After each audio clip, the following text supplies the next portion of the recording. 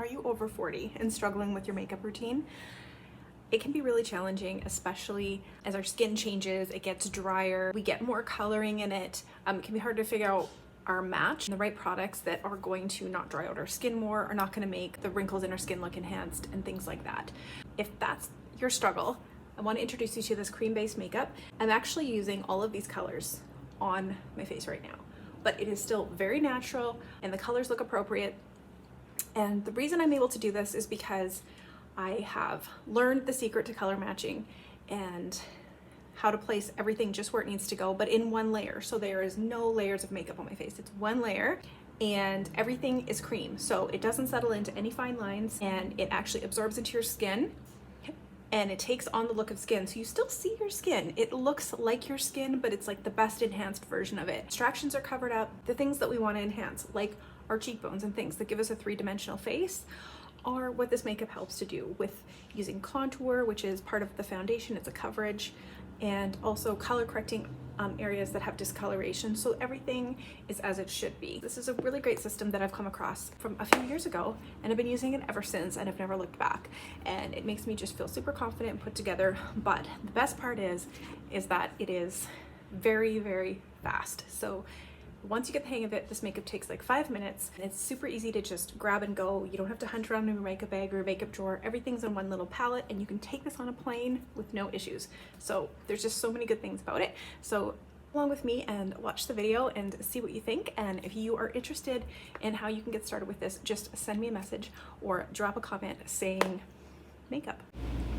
Starting with some setting spray to use as a primer for my face, just to help my makeup grip even better and give it extra staying power. All right, I'm working from this palette today. This is all I need to do my whole face today. So I'm starting with my contour, which is part one of my foundation. This is giving me coverage. And this is all cream-based makeup that I'm using today. Well, there's gonna be a couple powder things, but my foundation is cream. So I have placed the contour on the top of my forehead and just hugged my cheekbone. And now I'm doing my the jawline here and sweeping it down into the neck, and adding a little bit under the lip for some extra depth. And now I'm just gonna add a little bit on my nose. This is always an optional step. Not everybody wants to do this, but this just adds to the whole three-dimensional look for your 3D foundation. So you're just gonna wanna put it on the top, the sides of the top. And now I'm gonna go into my main shade here, Sandy. So this is my shade that is matched to my skin tone at the moment. This is another one I'm using right now, Mango. I'm actually using two main colors today just because Mango works really good for redness. So I'm using that on the areas I have redness, and under my under eyes just for a bit of the dark circles. So you can use multiple colors, but everything is still in just one layer. And I'm finishing with Sandy on the forehead. So I'm kind of just putting Sandy everywhere I'm kind of more neutral, and I'm putting Mango where I'm a little bit red and need some concealing. And I'm just gonna add a bit more Sandy to the nose where I don't have any contour. So everything is covered in foundation. And now we are gonna add a third step. This is our brightening highlight. This is the color White Peach. Oh, and the contour color I forgot to mention was Astoria. But don't worry about the colors because I'm gonna match you to your perfect shade. So we're doing the inner and outer corners of the eyes, the middle of the forehead and the middle of the chin, and down at the bridge of the nose. Now I want you to take note. I have just done one side of brightening. Can you see the difference that it makes to use the brightening highlight? It's literally my favorite part. Okay, and now I'm gonna add one more step on this side before I go ahead and finish with the other side. Taking my brightening highlight and putting it right under my contour line. This is something I like to do just as an extra step to really just create that definition. You see how much of a difference that makes? Now I'm going and just ahead and just like finishing the other side here and just kind of making sure to blend that line in, otherwise that would look a little bit weird. Just blend everything and then we're ready for the next step. So now I'm just doing a bit of color correcting on my eyes. I'm using another color right now, a highlight shade called Sunlit. It's very yellow based and it is awesome for just fixing discoloration. And now I'm using the color Nude. This is my lip and cheek color, and I'm just gonna let that sit for a minute, and I'm going back into my Astoria contour and just gonna quickly line my lips because I'm also gonna use the same color Nude on my lip color as well.